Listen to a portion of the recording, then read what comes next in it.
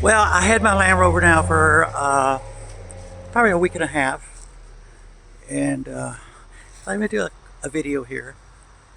And so she's beautiful. You may ask why the bonnet is up. I will explain that later. So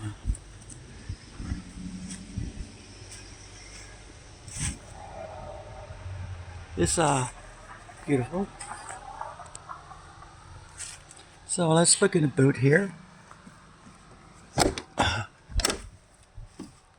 Very nice. There's my toolkit. Some side steps I'm planning on installing later. This is the cover that came with it to protect the vehicle.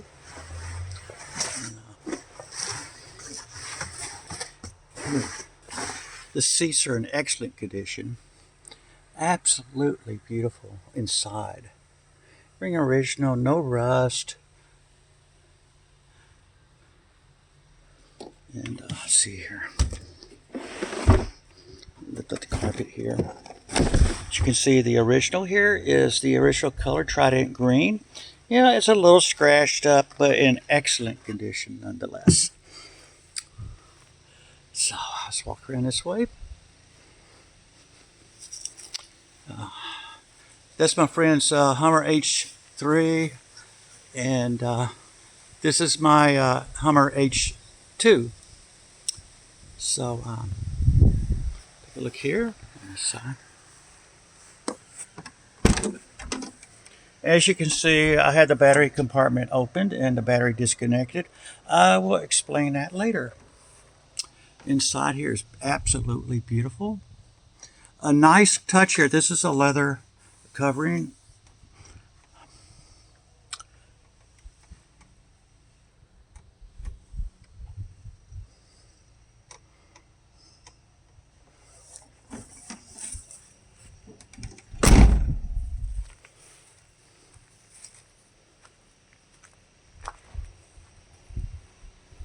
Let's go over here by the driver's side.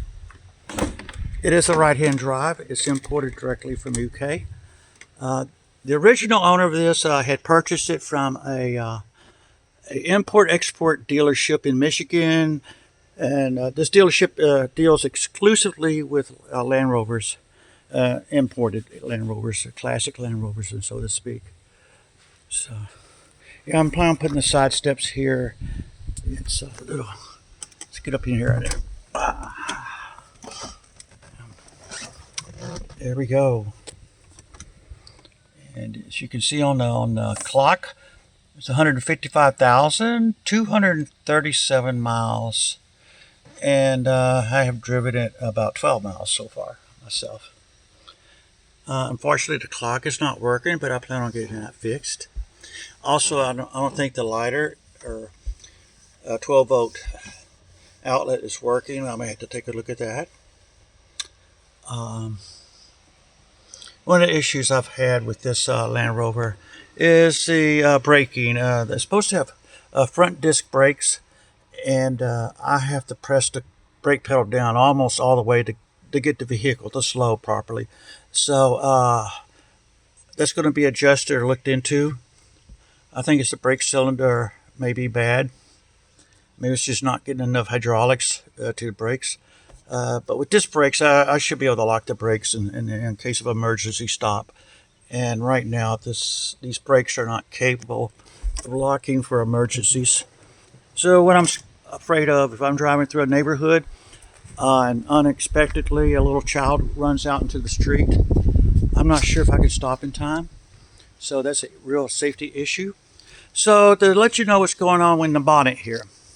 First off, the radiator fluid, I checked that, and it's water. There's no antifreeze in the radiator at all. So one of the first things I'm going to be doing next week is we're going to put it on the rack.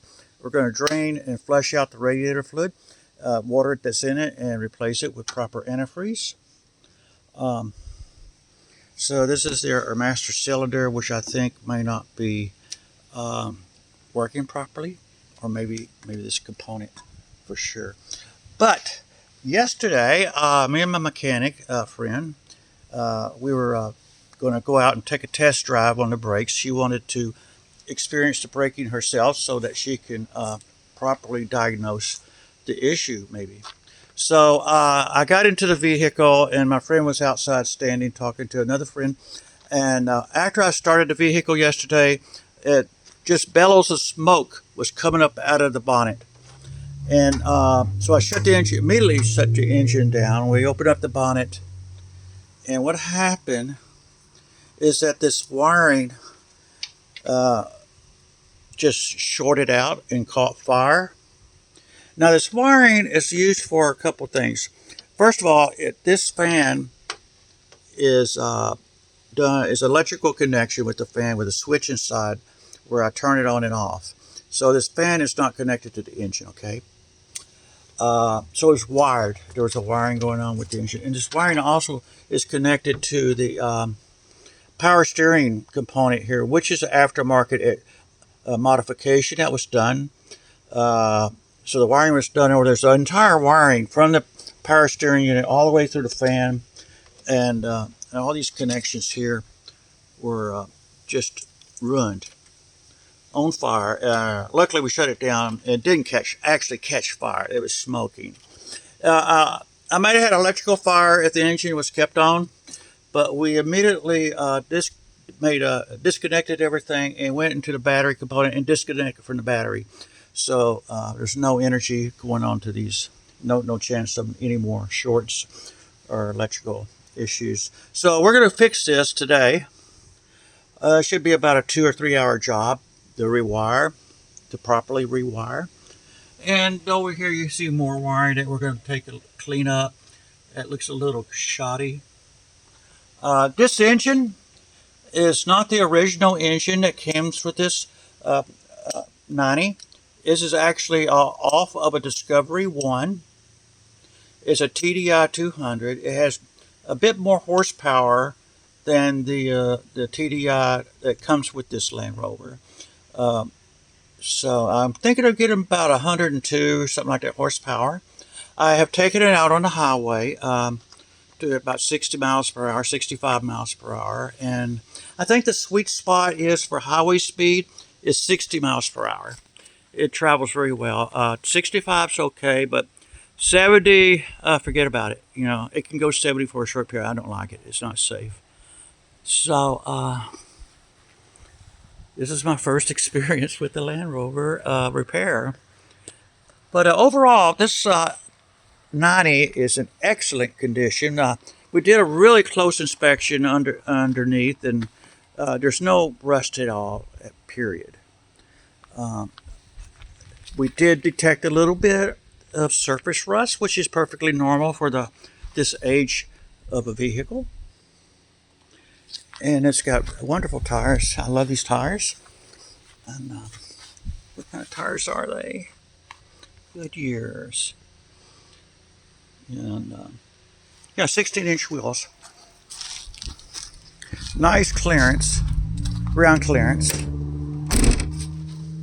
Oh, by the way, we did have a brief thunderstorm the other day with pretty heavy duty rain. And like any Land Rover, did get a little bit of leakage through the door seals onto the floor, and which I cleaned up immediately. But I understand that that's just part of Land Rover life.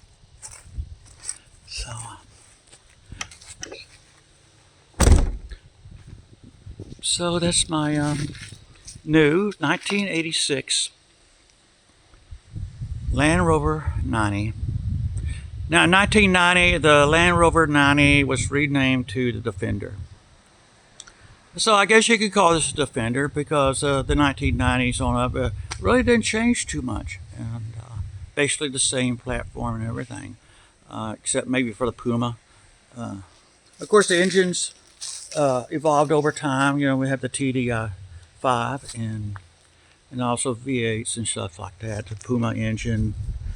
I was actually wanting to buy another Land Rover 90 from a dealership in Jacksonville who had several 90s on sale that were imported from South Africa. with the BMW engine in it.